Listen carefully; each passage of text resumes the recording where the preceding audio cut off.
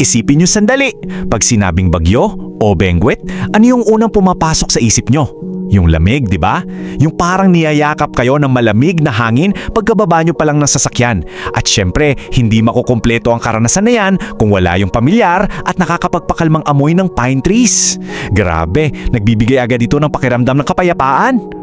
Pero sa pagsusuring ito, hindi lang natin titingnan ang puno bilang isang ordinaryong halaman. Hihimayin natin kung saan ba talaga nagmula ang pambihirang punong ito base sa mayamang kwentong bayan ng ating bansa. Kasi hindi lang ito kwento tungkol sa kalikasan. Kwento ito ng matinding pagmamahal sa pamilya at isang dakilang sakripisyo na literal na nagpabago sa buong anyo ng Cordillera. Kaya pag-usapan natin ito, naisip nyo na ba kung bakit sa Pilipinas, na kilalang kilala sa mainit at tropikal na klima, ay may isang partikular na rehiyon na biniyaya ng punong karaniwang nakikita lang sa mabansang may snow? Hindi lang simpleng dekorasyon ng mga pine trees na yan para gumanda ang kabundukan ng norte. Sa likod ng bawat matigas na sanga at luntiang dahon nito, may nakatagong napakalalim na kwento tungkol sa isang batang ang pangalan ay Bakabakad. Si Bakabakad, wala siyang yaman o kapangyarihan, pero kilalang kilala siya sa nayon nila. Bakit? Dahil sa busilak niyang puso, pagiging matulungin at sa labis na pagmamahal niya sa kanyang pamilya at mga kababayan. Ngayon, pumunta tayo rito at tingnan natin kung paano biglang nagbago ang lahat. Noong unang panahon, yung liblib na nayon sa Benguet na tinitirahan ni Bakabakad ay napakapayapa. Masaya lang silang namumuhay sa biyaya ng kalikasan. Pero isang araw, dumating ang isang matinding pagsubok na walang sino man ang nakapaghanda. Isipin ninyo ito, matinding lamig pero sinabayan ng tagtuyot. Isang napakabihirang sitwasyon at nagdala ito ng matinding takot sa bawat pamilya. Isang kakaiba, hindi maipaliwanag at nakakapasong lamig ang biglang bumalot sa buong lugar. Nagdulot ito ng matinding kawalan ng katiyakan sa buong nayon. Tingnan nyo ang matinding pagkakaiba rito. Bago ang krisis, buhay na buhay at maaliwalas ang nayon. Pero nung tumama ang sakuna, naging malagim ang paligid. Yung mga pananim na inaasahan nilang makakain sa araw-araw, unti-unting nangamatay. Isipin niyo yung kalungkutan sa paligid. Yung dating lunti ang bundok, naging kulay abo, tuyot at nakakalungkot tingnan. Ang masama pa, walang makuhang sapat na kahoy para panggatong. Kaya yung mga bata at matatanda, unti-unti nang nanghihina dahil walang panlaban sa sobrang ginaw na literal na pumapatay sa community nila. Sa gitna ng labis na pagdurusa at unti-unting pagkawala ng pag-asa, dito natin makikita yung tunay na kabutihan at empatiya ni Bakabakad. Hindi niya kayang manood lang habang naghihirap, nagkakasakit at namamatay ang mga taong mahal niya. Kaya alam niyo ba kung anong ginawa niya? Sa sobrang desperasyon, lumabas siya at mataimtim na nanalangin sa mga anito o yung mga espiritu ng bundok. Umiiyak siyang nakiusap ng buong puso. Nagmakaawa siya na sana makahanap siya ng kahit anong himala para mailigtas ang kanyang komunidad bago pa mahuli ang lahat. Pakinggan ninyo ng mabuti itong naging sagot sa panalangin niya. Isang gabi, may mahiwagang tinig na kumausap kay Bakabakad. Sinagot ng mga anito ang dasal niya. Pero may isang mabigat na kondisyon. Sabi nila, naghahanap sila ng pusong handang magalay para sa kabutihan ng nakararami. Dito natin mararamdaman yung tunay na bigat ng sitwasyon. Ang himalang hinihingi ng bata ay may kapalit. Nangangailangan ito ng isang pinakadakilang sakripisyo. Isang buhay ang kailangang ibigay ng bukal sa kalulooban, ng walang pag-aalinlangan at walang hinihinging kapalit, mabuhay lang ang buong nayon. At dito na papapasok yung pinakamahalagang desisyon na ginawa ng batang ito sa gitna ng trahedya. Walang pag-aatubili, tinanggap ni Bakabakad ang hamon. Sa mismong sandaling iyon, inalay niya ang sarili niyang buhay. Hindi siya natakot.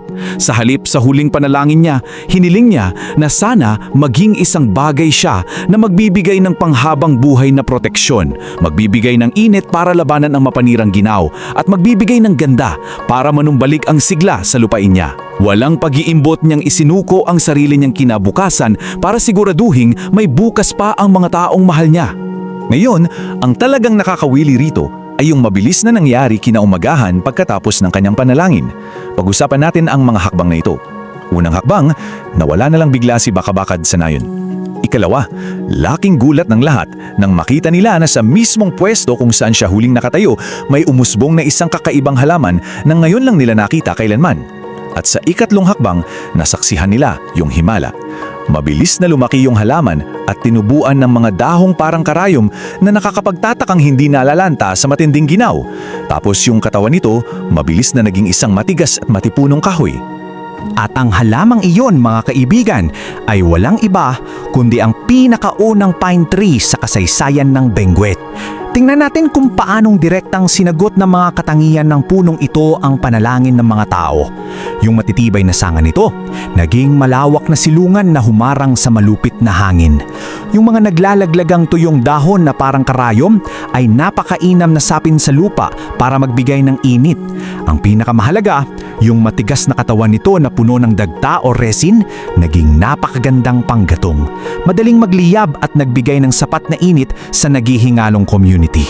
At yung kakaibang amoy nito, nagdala ito ng agarang kaginhawaan na nakatulong sa paggaling ng mga may sakit. Sa paglipas ng panahon, mabilis na dumami at kumalat ang mga punong ito sa buong kabundukan ng Benguet at sa mga karatig na lugar. Dahil sa hindi matatawar ang sakripisyo ni Bakabakad, yung dating tuyot, malamig at kulay abong bundok, muling naging berde, masigla at punong-puno ng buhay. At ito ang nagdadala sa atin sa pinakamalalim na kahulugan nito. Hanggang sa kasalukuyan, ang pine tree ay nananatiling isang napakalakas na simbolo ng tatag at pag-asa para sa mga taga-Cordillera. Ipinapakita nito na kahit gaano kalamig at kalakasang bagyo, palaging may pag-asa kung may mga pusong handang magmalasakit. Ngayon, pumunta naman tayo sa mas malawak na aspeto at tingnan natin kung paano ito ang umuugnay sa tunay na kultura natin ngayon. Ang kwento ni Bakabakad ay hindi lang basta pampatulog sa mga bata. Sinasalamin nito ang napakalalim at sagradong respeto ng mga katutubo ng Cordillera para sa ating kalikasan. Ipinapakita ng pamanang ito ang paniniwala nila na ang kalikasan at tao ay iisa. Para sa kanila, bawat puno at bawat anyong lupa ay may nakapaloob na espiritu, kwento at halaga na dapat nating ingatan at igalang ng lubos. At basahin natin itong mensahe na nasa harapan natin na buod ng lahat ng ito. Sa tuwing makakakita tayo ng pine tree, sana hindi lang yung panlabas na ganda niya ang mapansin natin. Ang alamat na ito ay isang napakalinaw na paalala na tayo ay bahagi ng isang mas malaking sistema. Yung walang hanggang pagmamalasakit ni Bakabakad ay nagpapaalala sa atin na bawat aksyon natin ngayon sa ating kapaligiran ay may epekto.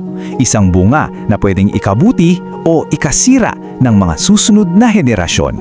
Tayo ang humuhubog ng bukas nila. Kaya bago natin tapusin ang pagsusuring ito, gusto kong mag-iwan ng isang tanong para sa inyong lahat.